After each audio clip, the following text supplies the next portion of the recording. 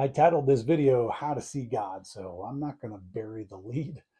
In 1 John chapter 4, the author writes, "No one has ever seen God.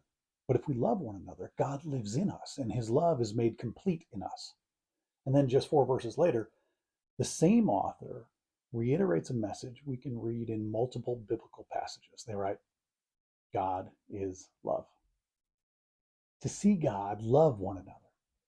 That is God, or at the very least, the closest thing to God that we can see and feel and understand.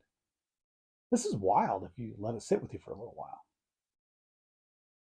You can see God in your next interaction, in your next conversation, in your next encounter with a regular person, a stranger on the street, a person on the bus, a child who knows and trusts you, your parents or spouse or partner or cousin or grandpa, the person who empties your garbage, the guy next to you on the airplane. You can see God. You can see God in those places if you love. That's amazing, isn't it? Now, I also think it's harder to see God when you're not seeing those people through loving eyes. Now, I, for one, don't actually think God disappears or abandons us if we aren't loving. I don't think it works that way. I just think it's so much harder to see if our lenses are clouded by hate or anger or hurt or mistrust.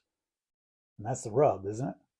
As humans, it's really easy to lose our divine vision.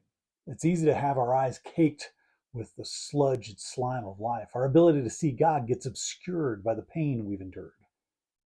When we were young, we might have been handed scratched lenses from family members who were carrying so much fear and pain that they couldn't help but to pass along their garbled point of view. And so some of us may have never been able to see and feel and hear God with us in the space between ourselves and the people we come across. But I think God is always there. When we love, we can see. When we love, we can see. Here's a short blessing for your week. May you see, may you feel, may you hear, and may God be real in the space between you and every person you encounter. May your vision be cleared of the gludge that's been smeared on the lenses of your life. So much pain and fear. And may you know God is with you in every conversation and interaction of your life. Amen. Between is about you. Take this message into your life this week and fill the space between you and every person you encounter with your sacred light. My favorite church is the space between people. Now go with God's love and create the church between.